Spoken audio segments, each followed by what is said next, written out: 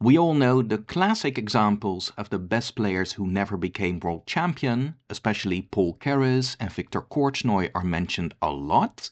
But occasionally, and in my opinion rightly so, Akiba Rubinstein is also mentioned. He was a great strategic player who was at his peak in the early 1900s. He was especially talented in rook endgames, maybe even on the level of Capablanca. But unlike Capablanca, he also made many contributions to opening theory. Today you'll see one of those contributions, but more importantly, you'll get a strategic masterpiece. This is a game we can all learn from. Here he played Georg Salwe. Let's jump right in. Rubinstein had white and opened with d4, d5, c4, e6. The queen's gambit declined. And after knight to c3, black decided to play a Tarrasch defense with c5, directly attacking white's center, but Rubinstein actually developed a way to play against this setup that is still played today. First, a trade on d5, and after both sides developed their knights, here's what Rubinstein invented. He went g3. He also introduced this move in this very game, by the way, and the point is to fianchetto the bishop and put pressure on black's d-pawn. Often white also follows up with bishop to g5 to knock out one of the defenders of d5, but in this game we see another very instructive strategy by Rubinstein. Black continued with knight to c6, and after bishop g2, Salwe first took on d4, and then attacked white's knight with queen to b6, and he did that to encourage white to trade knights. However, after Rubinstein traded, yes, black doesn't have a weak isolated d-pawn anymore, but in return he got this weak c-pawn. And now watch Rubinstein play against black's weaknesses and simply play a perfect strategic game. But first things first, he castled, and after bishop e7, knight to a4, which hits the queen, but the real point is to control the c5 square and immobilize the pawns. And over the next few moves, you'll see Rubinstein consistently follow that strategy. Black, of course, moved the queen, but then bishop e3, now a second piece controls c5. And after castles, rook to c1, and by taking complete control over c5, black's c and d pawns are now completely immobile. And you'll see that it's very hard for black to improve his game.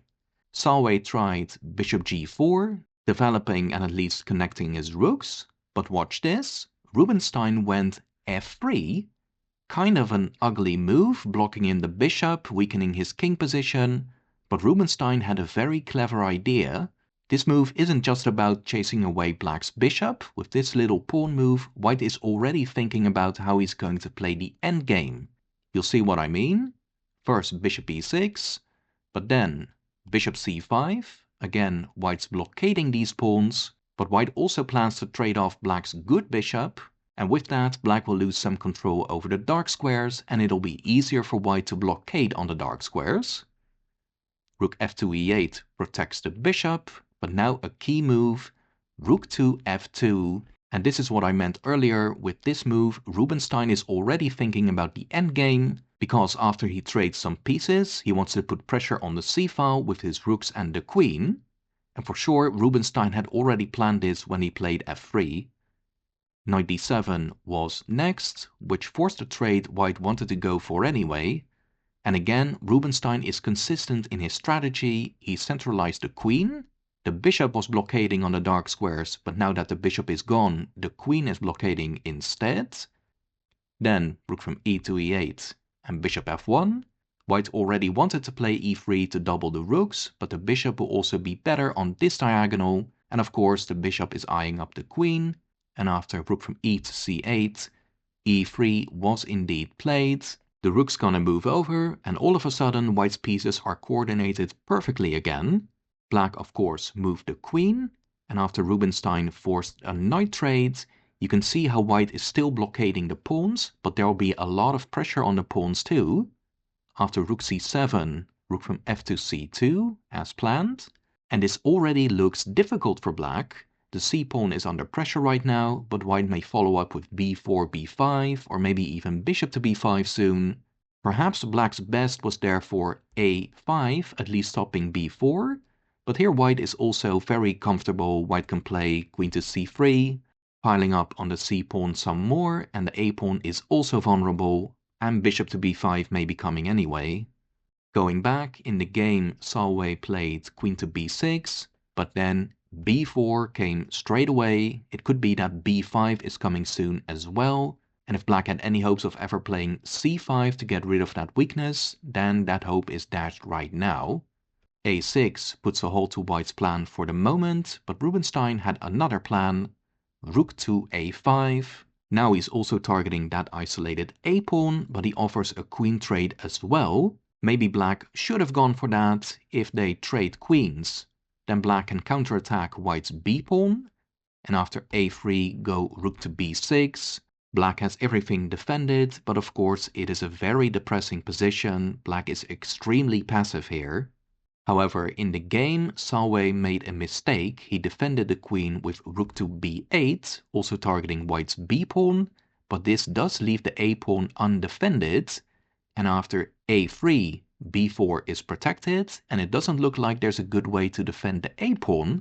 Salwe tried rook a7, but that fails tactically to rook takes c6, simply winning a pawn. If black takes, then the rook on a7 is hanging, which is what happened. After queen takes rook, queen takes, rook a8 drives the queen away. Salwe decided to keep the queens on, but Rubinstein calmly played king to f2. There's no rush, the king is a bit better on f2, it's closer to the center and it's protecting the e pawn. And it's not like black can do a lot anyway. h5 was played, gaining some space and giving the king some luft. Bishop e2, g6, preemptively protecting the h pawn. And now another quiet move, queen to d6. Black is already strategically lost. Black has no counterplay at all. Black has weak pawns and he's already a pawn down. Simply improving the pieces little by little is more than enough to win the game. Black seized the open file, but rook c5 knocked the queen right back. Again, no counterplay for black. h4 fixing black's kingside pawns. And now, I guess as a last-ditch effort to get some activity, a5 was played, but now check out Rubinstein's simple but very effective winning strategy. First, rook c7, taking over the 7th rank, which means that after b5, the b pawn will reach the 7th rank very soon. In fact, after a4, b6, and rook to a5, the pawn reached b7, and in this position, Salwe resigned. He resigned because white will promote the pawn one way or another.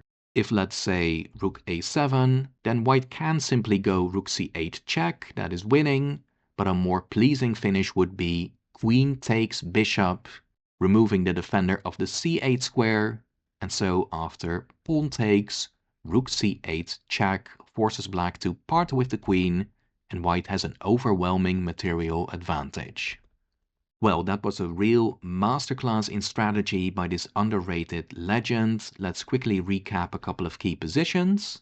So after Rubinstein played his very own invention to challenge the Tarrasch defense, he went for this strategy of controlling and blockading the dark squares, and he consistently used all of his pieces to do that. Then, after he used that clever maneuver with f3, he controlled the dark squares and pressured the c-pawn with his heavy pieces. Black's position got so difficult that Rubinstein eventually won a pawn, and when he started advancing his extra pawn, he quickly and seemingly very easily forced resignation. Once again, a great strategic game. Let me know in the comments what you think. If you also enjoyed, please like the video and consider subscribing to the channel. And I'll be seeing you guys again soon, and take care.